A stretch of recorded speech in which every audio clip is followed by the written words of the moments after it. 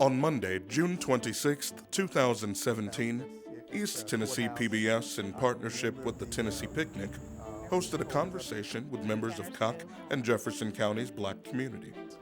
They shared their reflections of the 8th of August emancipation celebrations, locally called the Tennessee Picnic. Moderated by Mr. Roland Dykes III, each participant shared personal insights from the era of Jim Crow, as well as family recollections, hopes for future generations, and their feelings on the current struggles for equality. These are their voices.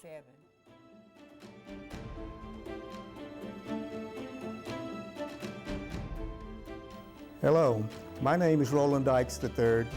I am current president of the Tennessee Picnic. I'd like to welcome you all to East Tennessee Voices panel discussion regarding the Tennessee Picnic in Newport, Tennessee. We are currently at New Zion AME Zion Church in Newport, Tennessee, and I have with me 5 members of the community who are going to discuss what their remembrances of the Tennessee Picnic. I'm Vivian Ray Dockery. Alzora Carr Rader. Patricia Dixon Badgett. My name is Anthony Rice Sr. Carlene Robinson. What we're going to do, we have several questions that we're going to pose to our members, our community members, about their remembrances of the Tennessee Picnic going back at least 70 years, and some say at least a minimum of 75. First question I'll ask is, what one word comes to mind when you think about the Tennessee Picnic? I think about the barbecue mutton that my great-grandfather used to make all the time. Every time the 8th of August came around, he would be barbecuing that mutton. And also the good food that my cousin Nettie Sue would prepare, because she could make some delicious cakes. And I always wanted a piece of her cake. She would give me a very thin piece, something that you could read the 23rd Psalms through, and I said, I want a bigger piece. She said, but I have to save some for Della and some of the people that are coming in town. So these are the things that I think about when I think about the 8th of August. Although I'm from Detroit, I'm the first one born in Detroit, but my people are Newport, Tennessee. So I think of family, and in particular, the barbecue goat. My first experience with barbecue goat. I think of family, and I think that it's a very festive time, probably the only time during the whole year that a lot of parties, a lot of families. I think of festivities. And I think of family also, but I also think about all the dances we used to have at the Memorial Building, and helping my dad and my brother carrying ice to the bar when we had to set up our own bar at the time. And I was probably a very young guy at the time, probably 8 or 9 years old, but I always helped Dad at the bar. I remember that very fondly. What are your memories then of the week of the Tennessee Picnic, and how did it evolve throughout the week for you? Tennessee Picnic was a time when many adults left their domestic jobs and the low-paying jobs here in Newport, and they went north to Chicago, Detroit, New York, and Ohio to get better jobs. And when they came back to Newport for vacation type trip, it was in around the 8th of August, and that's why it was called the Tennessee Picnic, because most of the people that would come back that left Newport were from Tennessee. And when they came back, we would start cooking the food and everything, because I had 2 aunts that lived in New York, and they would come back. And our family loved chicken and dumplings. So anyway, my grandmother and great-grandmother, they would cook chicken and dumplings and banana pudding. So those are the foods that I can remember that we fed just the family at our house, when they first came back. And then after that, we started preparing food for the 8th of August to take to the park. During my time, I remember we always had a dance. Everybody looked forward to the big dance at the end of the week, which was always on Friday. And then we always had a pageant, a Tennessee Picnic pageant. Thing that stood out to me in the pageant was the talent show.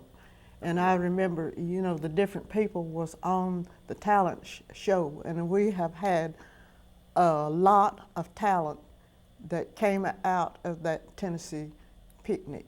Some have went on and, you know, done great things.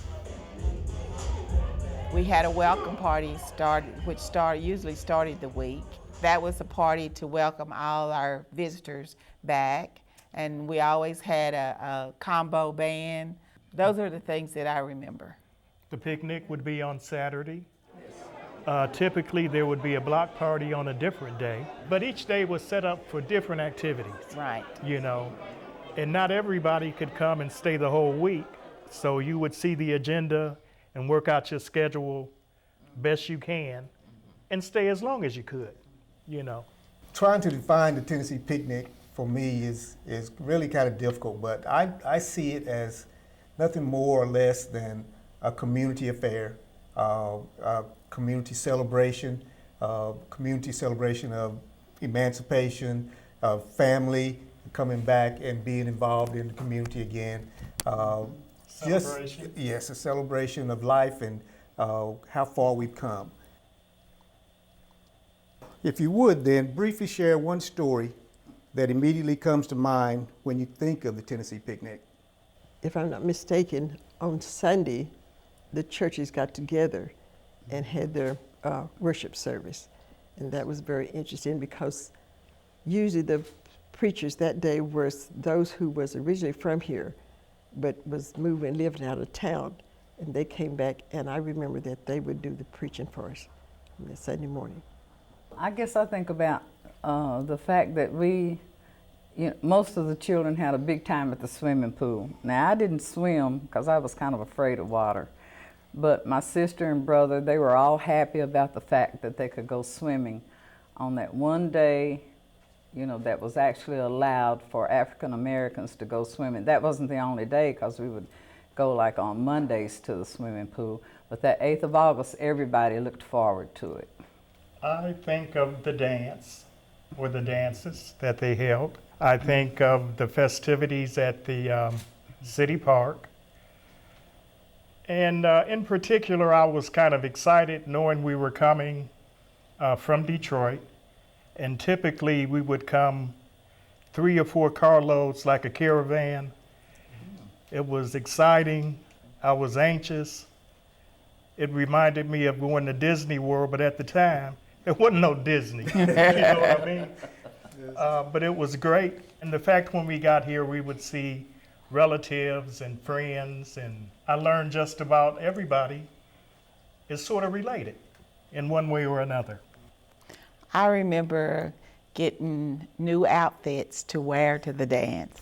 The dance at the Memorial Building were the best, even in comparison to the ones that we have today.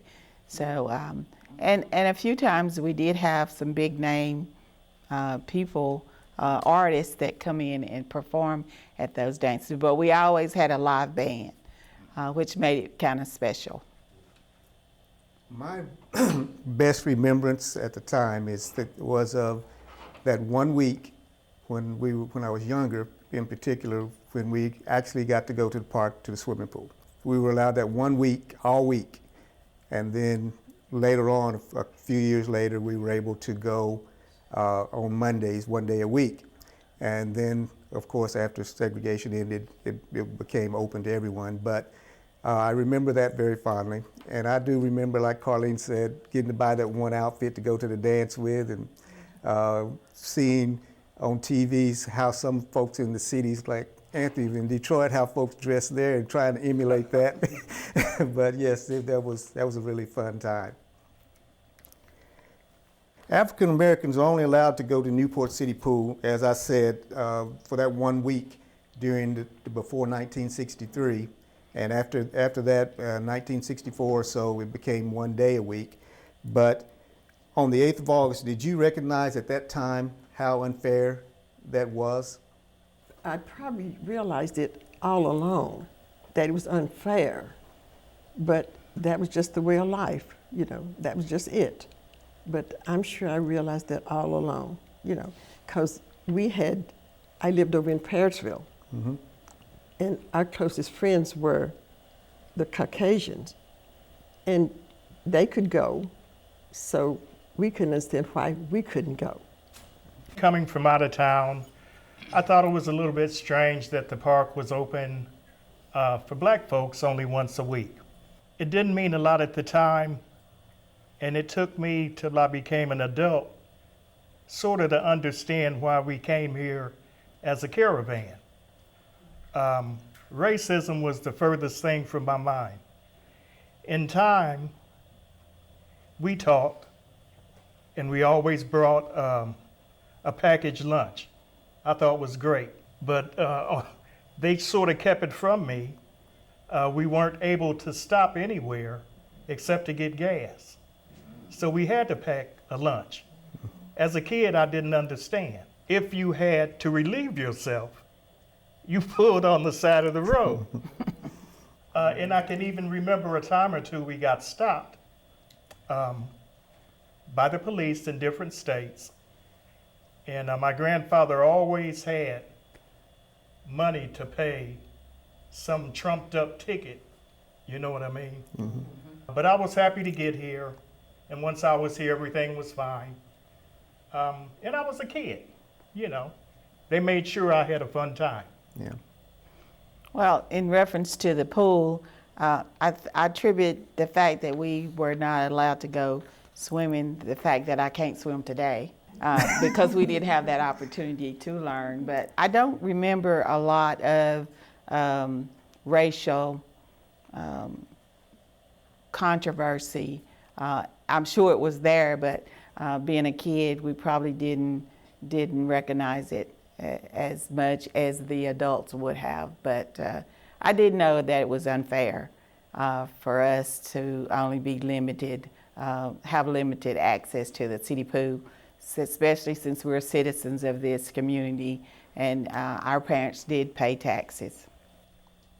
I think we were so happy to have access to the pool that 1 week. Mm-hmm. What happened before then didn't matter. Right. I agree with you, Anthony. As a matter of fact, just having it that 1 week didn't negate the fact how much we look forward to having it. We Absolutely. knew that 1 week was coming, and it was just before school started again. We really look forward to doing that. Those weren't the only things that were steeped in racism, I guess, and segregation at the time. At the time, I can also remember the colored and white water fountains at the courthouse. Mm-hmm. I can remember old enough to remember having to go to, when you went to the drugstore, if you wanted a sandwich or if you wanted a prescription filled, you had to step around to the back side where they would allow you to receive your food or your prescription or whatever, but you couldn't go inside, you couldn't sit at the counter, and you couldn't wait inside. So those were just some things that, like you said, that's the way it was at the time. And as a kid, I didn't think that much about it. I was kind of happy to get that 1 week. If there were some before me that didn't get any.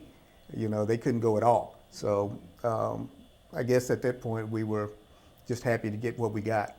And protected from that type of ideology. Exactly. You know. Yeah. And he's older than I am, so I don't remember the white and the water fountains. I don't remember that. What was the atmosphere at the time for race relations in Newport? Any stories you'd like to relate? Me growing up in Jefferson County, and I grew up in a community where that everybody was the same. We couldn't go to school together, but we played together. And we would go to each other's house. They would come to my house and eat, and I'd go to their house and eat, and we'd play. And then we would spend nights with each other. So, but still I couldn't go to school, and we would wonder why can we not go to school? We do everything else together, you know, so why can we not go to school? We were concerned about that, but then our parents tried to keep the real reason away from us. They didn't really, you know, sit down and explain the things to us. They didn't want us to know the real reason because, particularly my mother, she didn't want me to have hatred in my heart for anybody.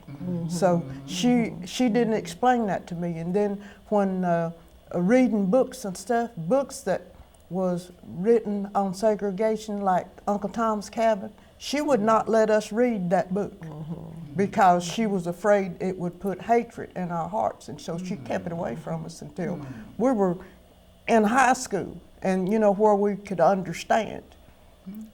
I think we did have some hatred after a period of time. At the beginning, you know, we accepted that. But then there could be some hatred come in. But our parents, as she said, our parents would teach us who, that was just it. But it's something, you know, we were called out of our name. We were called out of our name. And, you know, you just wonder why. Because we did have some white friends. We were just brothers and sisters, we were just relatives. We just stayed at one another's house and everything. But then there were some who could see us and call us out of our name. And I know my mother would say, that's not your name. You know, this is your name.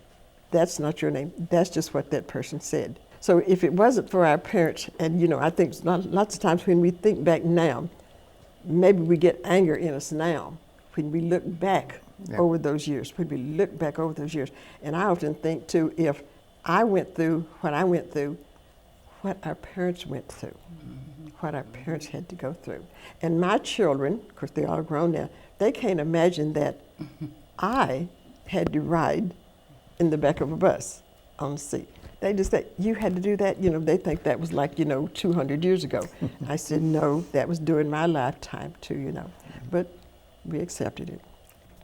I'm sort of thinking on how things have changed. When my relatives from Detroit come, they're able to go and stay in the motels or get a chalet or a cabin someplace. And then I think back, for me, actually I stayed at your house a few summers. Yep, I do remember that. They would split us up, Yep. you know.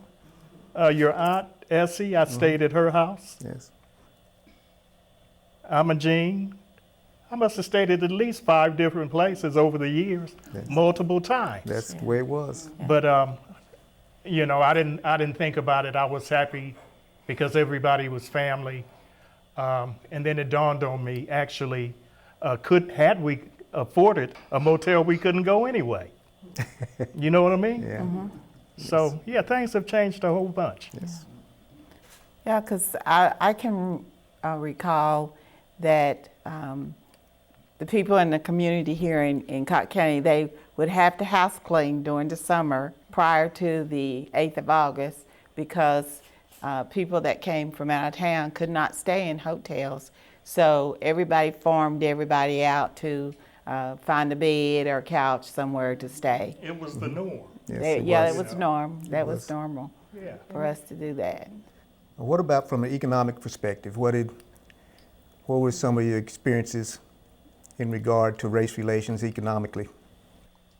I grew up on the farm, and as most people say, hard work never hurt anybody. So I worked in the fields, and we grew those vegetables. And we would give it to people in the neighborhood. Didn't sell anything, you know. They could just come and get it. And we didn't realize, you know, quote, quote, if we were poor, because everybody was like that. So there was really no wealthy person there that had everything and then some that didn't. We all was in that same category there, helping one another, helping neighbors, black and white, in the community where I grew up. And you got to realize that when people came to home for the Tennessee picnic, where did all that food come from? So it had to be people with gardens. They had to grow gardens to feed, because they would prepare foods in big steel tubs.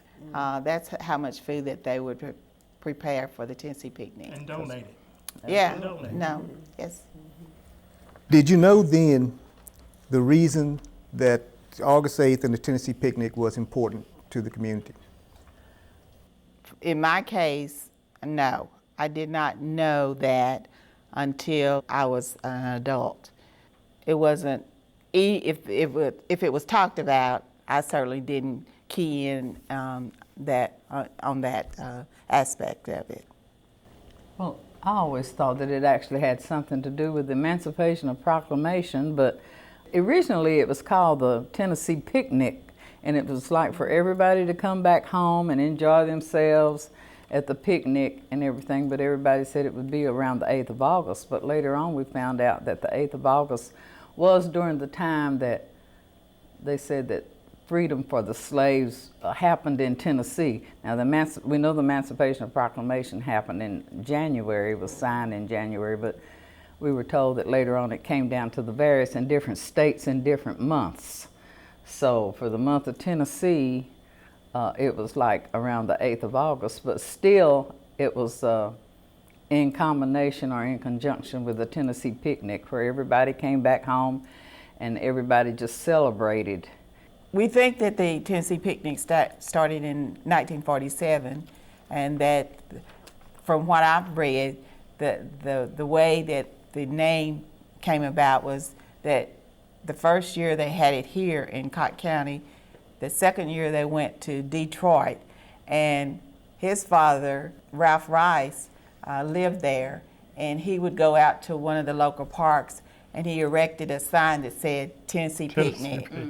And that's how the name stuck. Yeah. So why is it important that we continue to remember the 8th of August and the Tennessee Picnic? And what would be your takeaway for the next generation? It's something it's incumbent upon us to teach them about our struggles and the things that and the obstacles that we had to overcome to be where we are today, and then for them to be where they are today. So I think it's very important that we teach our young people these things so that they can understand just where we all came from and why they are where they are today. It's very important for us to keep it going because of our children and our grandchildren. It needs to keep going. They need to know their heritage. They need to know some of the things or the things that our forefathers went through to get to where we are now and why we are where we are now. And the things, the opportunities that we have now didn't come easy. That somebody went before us and paved the way for us and for them. And we are standing on somebody's shoulders and they are standing on our shoulders. I'd say nothing is a given, meaning nobody gives anything to you. You have to earn it. You need to know your history. A good example, I think, would be the Voting Rights Act. It's not guaranteed. It has to be renewed every 25 years, you know. And if you don't know, then it can disappear, you know. Just like freedom for blacks, we've got a different kind of president today that's reconstructing history or trying to. And you never really know what's going to happen unless you have some type of education and knowledge about what's due you, your history, your emancipation, you know, your voting. All of those things are kind of important. And as a retired teacher, the kids aren't very interested. Some kids aren't very interested in many things at all. Fun. Video games, wasting time. And I tend to think if we have some kind of catastrophe, most of our kids, we talked about gardens. How many kids don't know how to make a garden? You'd be surprised. I mean, They don't know how to cut up a chicken either. cut up a chicken, probably cook. Well, I think that as a people, we don't document our history.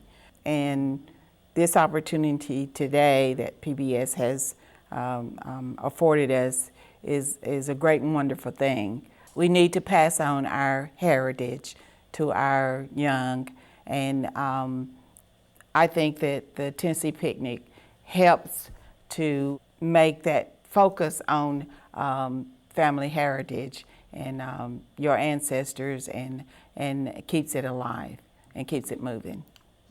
Bring generations together one more time and talk about where we come from, and particularly this Tennessee picnic, and how to keep it moving. And the bad and the good. Good and you the know. bad. Yeah. It has expanded to some degree from what it used to be, when it was mostly you go to the park when they had the picnic and you had a dance and things, but now there are so many other things involved with it that it's really hard to pin it down and say it's this one thing. But for me, it's just a community celebration. And one thing that the merchants in our community, they know, they look for the Tennessee picnic because they know that their business, they will increase their sales in their businesses, and the hotels now that we can stay in hotels. So the businesses in Cocke County, they do ask and they say, is this the year for the Tennessee picnic? Because now we go every other year. So. Yeah. And it's, even the Chamber of Commerce is actively involved with Tennessee Picnic also these days. So at that was the last question. I appreciate the opportunity for everyone to participate and hope that you had a memorable time doing so.